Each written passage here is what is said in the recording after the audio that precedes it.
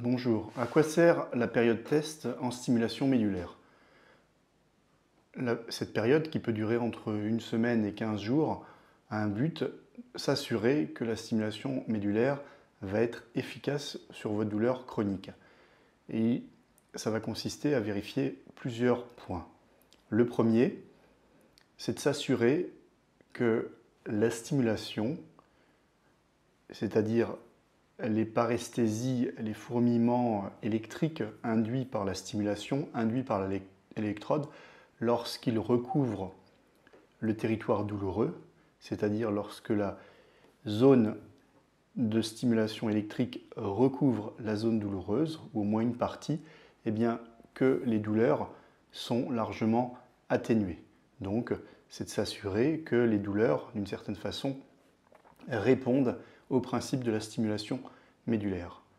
Le deuxième, ça va être de s'assurer que l'on parvient à couvrir la partie la plus importante de la région douloureuse, qu'il s'agisse des membres inférieurs, des membres supérieurs, éventuellement du dos, par les réglages, de s'assurer qu'on parvient à contrôler la plus grande partie des douleurs et que cette zone de stimulation recouvre la majeure partie de la zone douloureuse, en tout cas que la principale douleur est couverte par cette stimulation.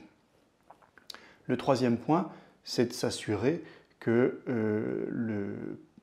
vous comprenez bien l'utilisation du matériel, ce que cela implique d'avoir un dispositif implanté et puis le bénéfice à en attendre. C'est-à-dire qu'il ne va pas s'agir, comme on l'a déjà dit, d'une guérison, mais d'un soulagement, c'est-à-dire que les douleurs qui étaient invalidantes vont être en majeure partie brouillées, diminuées.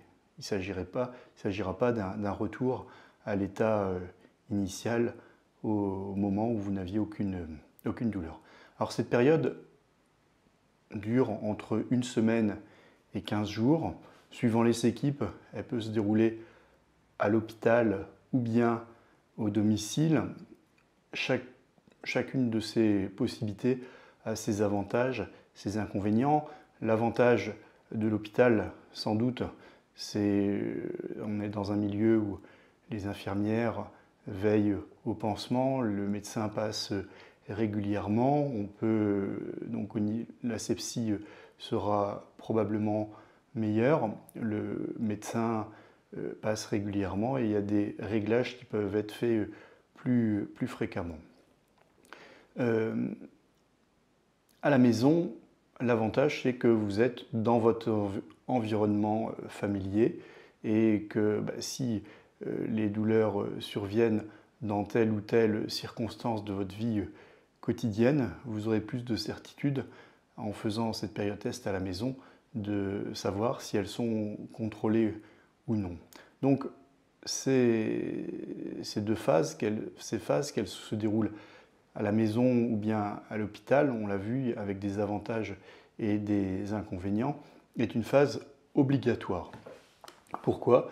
Parce que malheureusement, les patients avec des douleurs chroniques, le plus souvent neuropathiques, qui durent depuis plus d'un an, qui sont invalidantes, qui ont une répercussion donc importante sur la vie quotidienne et qui sont rebelles au traitement médicamenteux, eh bien, ces douleurs chroniques, pour avoir le maximum de certitude qu'elles vont bien être soulagées par la stimulation médulaire, la seule garantie, la seule chose qui puisse nous permettre d'avoir des certitudes, c'est de vérifier que la stimulation est efficace. Et pour ça, la période test est indispensable. Elle est même actuellement en France obligatoire selon les recommandations de l'HAS. Mais vous le voyez, les modalités peuvent différer d'un service à l'autre avec à chaque fois des avantages, des inconvénients. La durée, que ce soit au niveau de la durée, normalement c'est un minimum d'une semaine.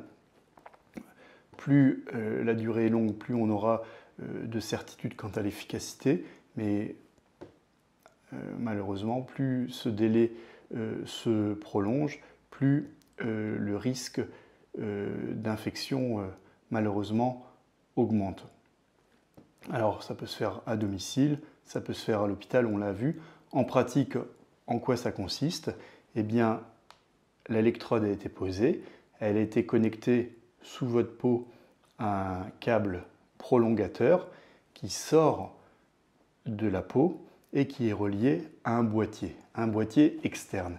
Et c'est à partir de ce boîtier externe qui contient la batterie et qui contient également le neurostimulateur que l'on va faire les réglages, que ce soit le médecin, le technicien, et on va essayer de recouvrir par cette stimulation induite par l'électricité de l'électrode un maximum de la zone douloureuse. Donc ça se fait avec un boîtier externe, et donc il y a un fil qui va sortir de votre peau. Ça implique que le risque infectieux n'est pas négligeable, puisque au niveau de cet orifice, eh bien, des germes peuvent s'immiscer. Donc on déconseillera bien entendu la douche, et on sera très vigilant à ce niveau-là, avec des pansements qui seront régulièrement refaits par les infirmières. Alors, ce qui impressionne souvent, c'est qu'à ce niveau, il peut y avoir un écoulement qui n'est pas inquiétant.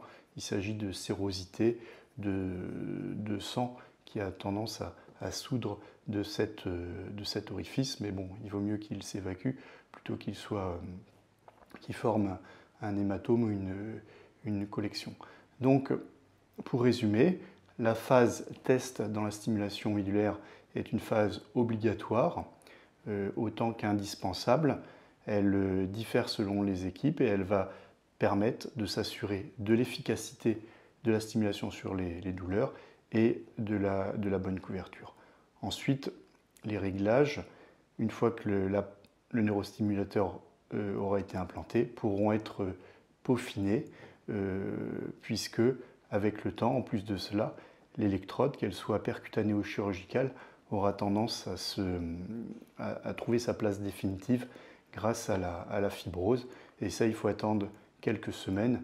Et c'est pour ça que des réglages définitifs sont nécessaires bien au-delà de cette phase test.